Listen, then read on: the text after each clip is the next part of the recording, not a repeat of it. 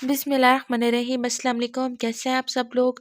उम्मीद करती हूँ आप लोग खैरियत से होंगे। आज की इस वीडियो में मैं आप लोगों के साथ शेयर कर रही हूँ फ़िश फ्राई की रेसिपी, जिसे बनाना बहुत आसान है, मिनटों में बन के तैयार हो जाती है। तो सबसे पहले मैंने तकरीबन 1.5 कटोरी इसके अंदर बेसन लिया है। उसके बाद मैंने इसके अंदर 2 टेबलस्पून के करीब चावल का आटा लिया है। चावल के आटे से क्या होगा कि जो मछली है बहुत ज़्यादा क्रिस्पी बन के तैयार होगी।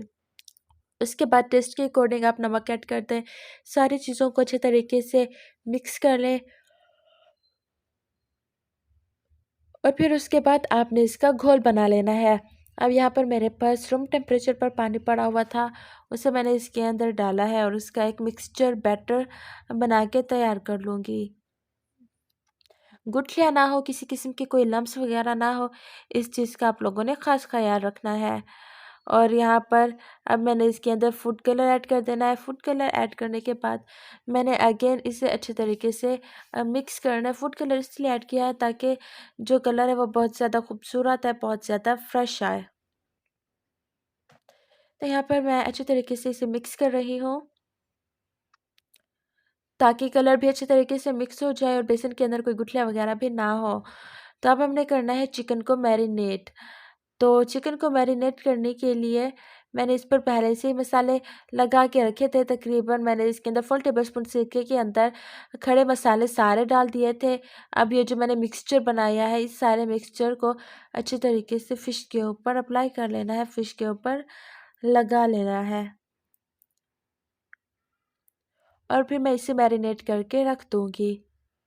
इससे क्या होगा कि जो फ़िश है वो बहुत ज़्यादा क्रिस्पी बन के तैयार होगी, बिल्कुल वैसे ही जैसे हम रेस्टोरेंट में खाते हैं और बहुत ज़्यादा मज़े की होती है।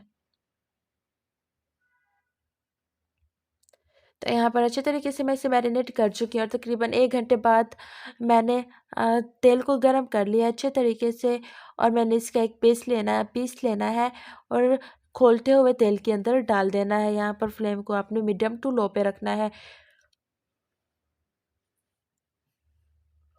ज़्यादा फ्लेम नहीं रखनी, ज़्यादा फ्लेम से क्या होगा कि ऊपर से जल जाएगा और अंदर से कच्ची रह जाएगी ये फ़िश। तो आप लोगों ने बिल्कुल लो टू मीडियम पे रखनी है। इसकी साइड्स को आराम से मैं चेंज कर लूँगी। बहुत प्यारी खुशबू फैल चुकी है और देखने में कलर भी इसका बहुत खूबसूरत लग रहा है, बिल्कुल वैसे ही जैसे हम रेस्टोरेंट में खाते हैं।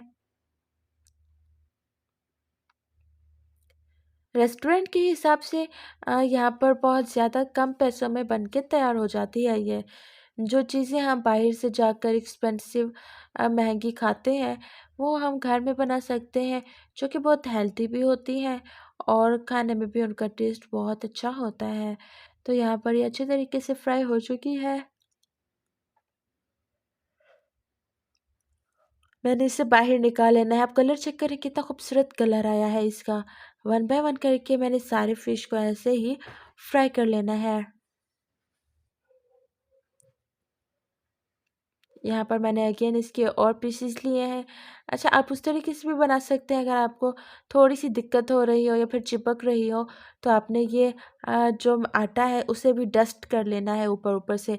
चावल का आटा आप करना चाहें आपकी मर्ज़ी है और अगर आप बेसन से करना चाहें तो वो भी आपकी ही मर्ज़ी है। तो यहाँ पर देखें कि बिल्कुल अच्छे तरीके से ये भी फ्राई हो रहा है। बाज़ वक़्त क्या होता है फ़िश फ्राई करते हैं लेकिन वो चिपकने लगती है बर्तन के साथ, टूट जाती है और अच्छी तरीके से नहीं बनती। अगर बन जाती है तो बहुत ज़्यादा हाथ उठा लेने से ही वो टूटने लगती है, इतना ज़्यादा नरम होती है। लेकिन अगर आप इस तरीके से बनाएँगे तो बहुत ज़्यादा क्रिस्पी बन के तैयार होगी। तो यहाँ पर ये भी बिल्कुल बन के तैयार हो चुका है और मैं इसे भी अब बाहर निकालूँगी।